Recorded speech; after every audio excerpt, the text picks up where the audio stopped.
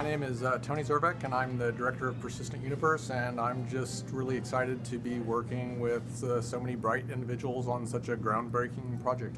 I've always been attracted to games that present the player with highly detailed environments and then give them the freedom to pursue their own interests, and that's ultimately the underlying objective. A lot of the ships, they come by my desk and I do final polish on a lot of them. Some of them I've built completely, like the 300i. You know, the racing thing has been a thing that's been kind of going on lately, you know, with the Murray Cup that we had and the M50. Yeah, well, Chris wanted the M50 to have that Formula One look. So I elongated the nose and I put the little fins in the front and the paint job and all that stuff. So. Yeah. But that's the beauty about it, you know, we can always tweak our ships, you know, it's not like a final game, it's out and that's what you get. Yeah. It's like, you know, we can always make our ships better. I'm James Wright. I'm a senior game engine programmer. Having Large World Complete will give us the technology we need to build truly massive star systems that give the player of our game the experience you really expect in a game like Star Citizen. My name is Tom Davies. I'm a senior gameplay programmer. From the galaxy view, we can look at all of the star systems that exist in the galaxy, and a designer can come in here and edit the properties of a particular star system. We can look at a star system as a whole and all of the elements within a system, the planets and the moons and the sun and the jump points. So this is the Sol system, so we can see Mercury here and Venus and Earth, and we can go in and we can edit the properties of any of these elements. Hi there, I'm Sean Tracy. I'm the Engine Technical Director at Cloud Imperium Games. Absolutely the most interesting challenge is the scale. And I don't even just mean scale of production, I mean actual physical scale within the game is absolutely enormous. In typical MMOs, you tend to see a lot of very narrowly focused missions.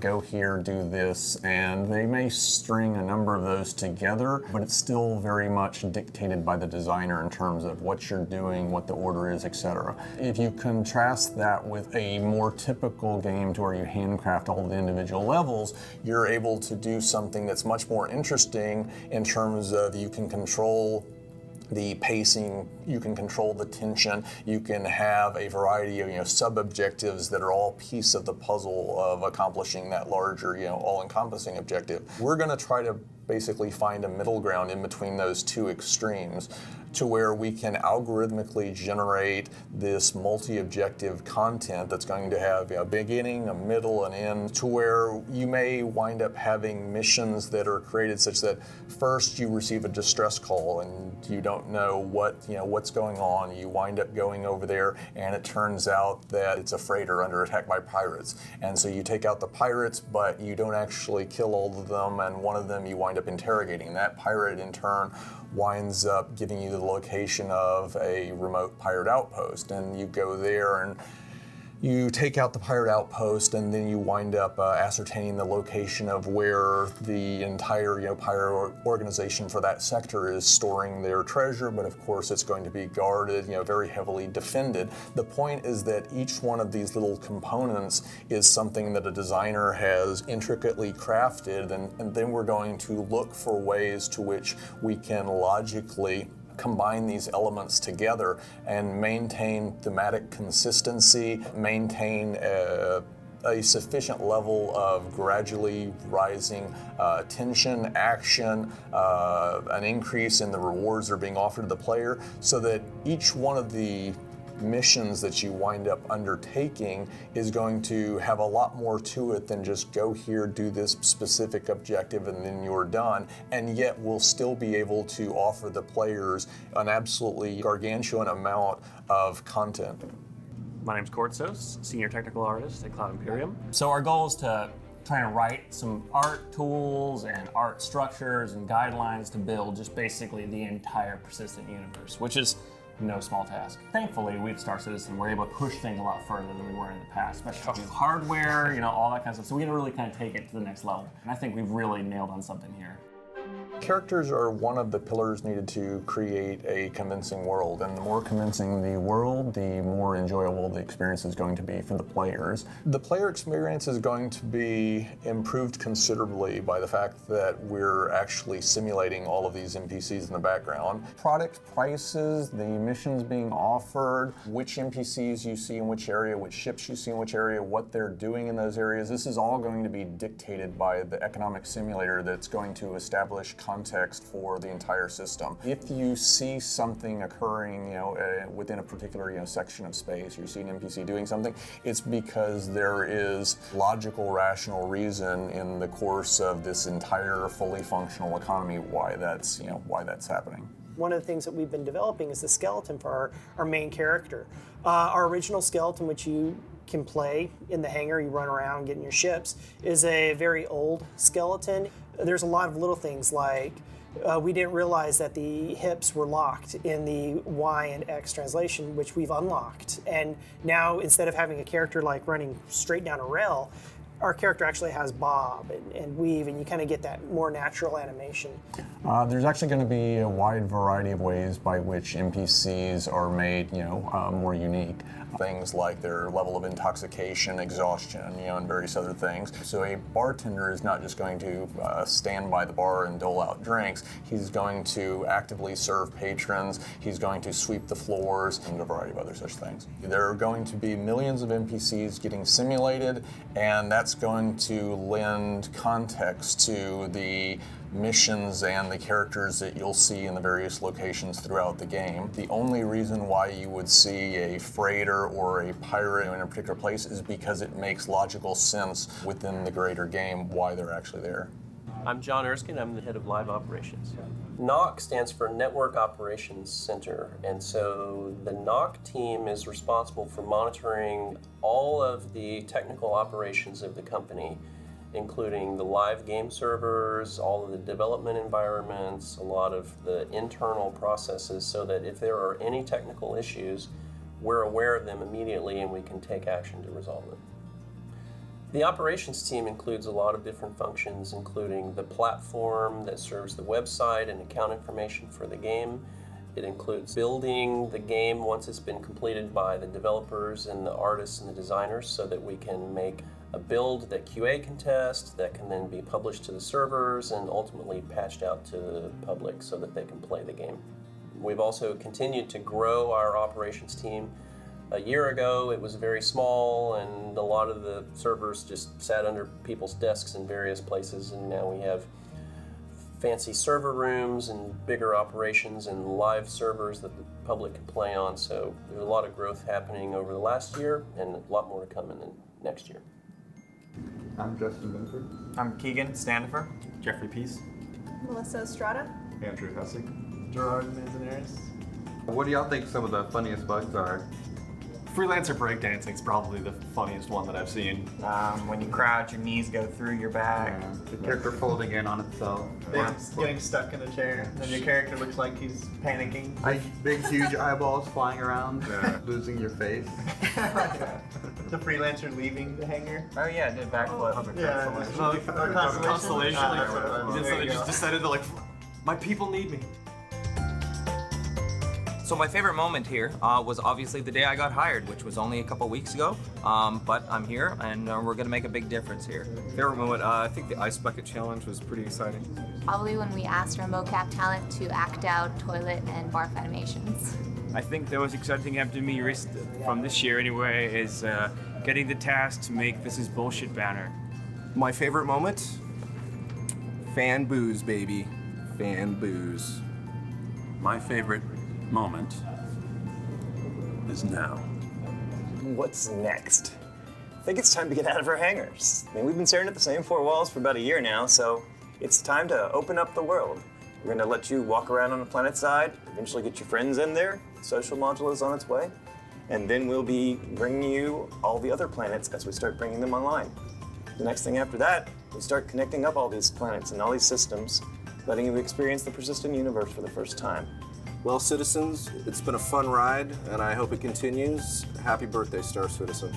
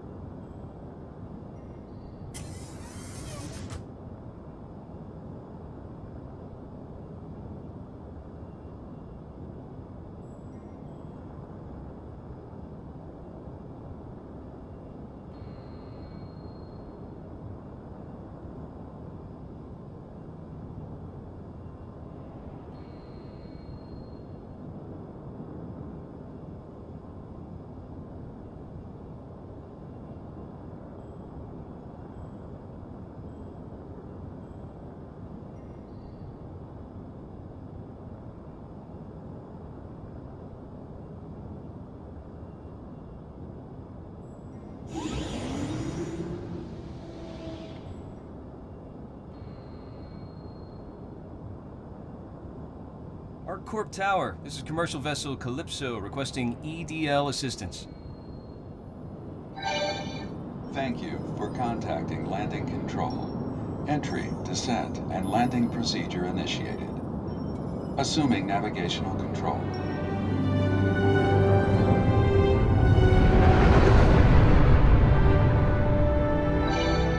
Entering atmosphere.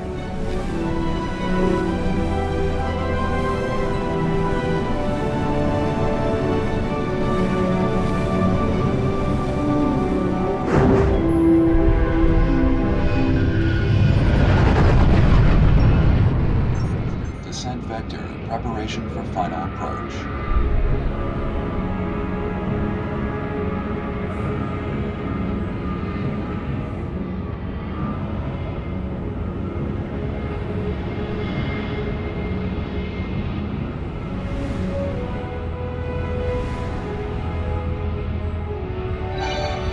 Please stand by for arrival at Commercial District C, Area 18, ArcCorp.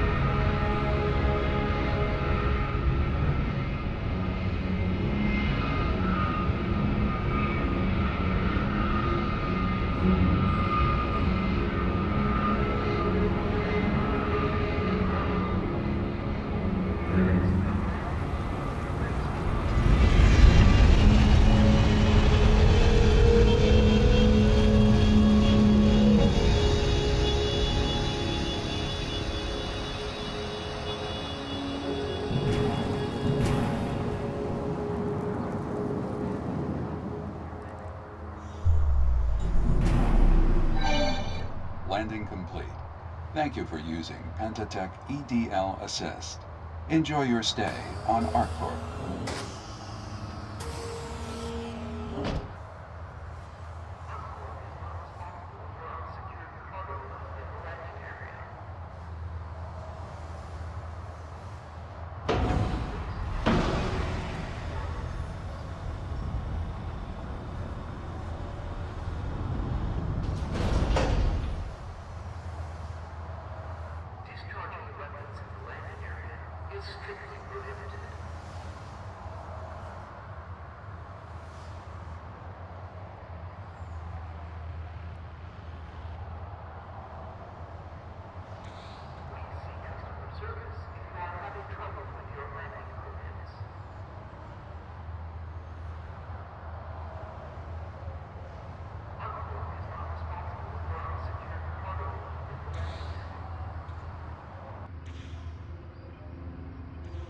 Next.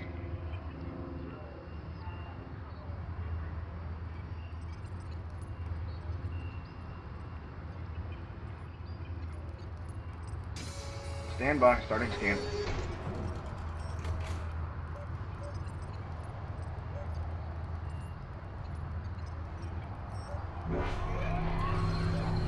By entering Area 18, you agree to abide by all laws and regulations set by ArcCorp and the UEE. Any violation will result in immediate prosecution.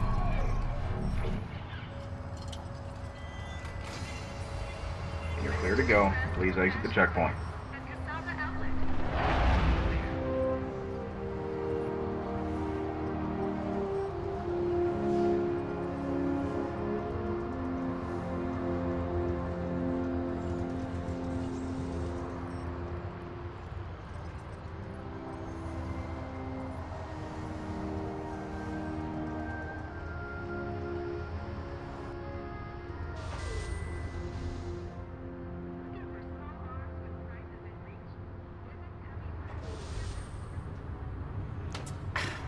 Come on. Oh, hey, welcome to Dumper's Depot. Take a look around. Everything's for sale.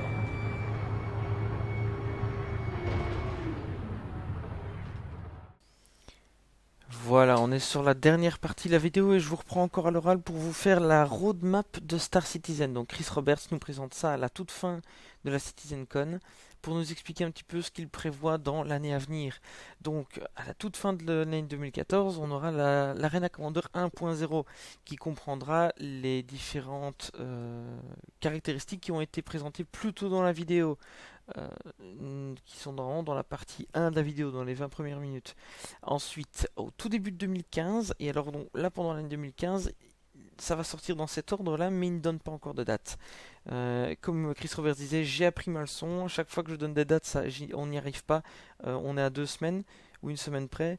Mais voilà, il donne plus de date, mais il donne l'ordre. Donc le module FPS, ça risque d'être pas mal. Ça, je suis vraiment patient de voir ce qu'ils vont faire. Donc pour l'instant, ils n'ont pas encore donné le nom des développeurs qui vont faire ça. Ilphonic, pardon. Ilphonic. Ceux qui se sont occupés de, entre autres, Nexuiz. J'ai vu les effets de leur grenade. Je suis pas encore tout à fait persuadé que ce soit le mieux. Je vous mettrai peut-être un lien vers la vidéo qui montre les effets des grenades justement et des différentes armes. Alors on a le module planète side et social, donc là on pourra se balader à la surface des planètes ou au moins dans une ville pour voir un peu ce que ça donne. Cool. Ensuite Arena Commander 2.0, là on aura les vaisseaux à équipage multiple style constellation, ça vous avez vu aussi dans la vidéo la Gamescom 2014 à quoi ça ressemblait. Donc vous pourrez aller avec vos potes à bord de vos vaisseaux à équipage multiple pour vous battre, pendant qu'eux sont dans les tourelles vous pilotez ou inversement, ça peut être pas mal.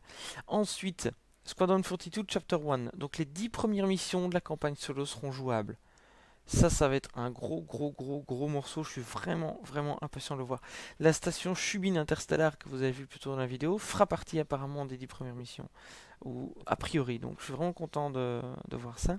Et ensuite, le côté PlanetSide s'étendra à l'alpha de l'univers persistant. Donc là, on pourra pour la première fois commencer à se balader en vaisseau entre les planètes et des systèmes. Et là, on va commencer à réellement avoir le jeu entre les mains. Donc, l'année 2015 va être vraiment chargée. On va vraiment voir arriver des trucs pas mal du tout. Donc, je suis vraiment très impatient d'y être pour vous faire des vidéos à propos de ça et partager ça ensemble. Donc voilà. Ça nous amène à la fin de la vidéo de la Citizencon. Ça n'a pas été de la tarte de vous la faire, je vous cache pas, ça m'a pris 1 semaine complète presque. J'espère que ça vous a plu. Je me suis vraiment éclaté à la faire, même si c'était hyper fatigant. Et laissez-moi des commentaires, mettez un petit j'aime pour me montrer si vous avez apprécié ou pas. On se retrouve pour une prochaine vidéo. Ciao à tous.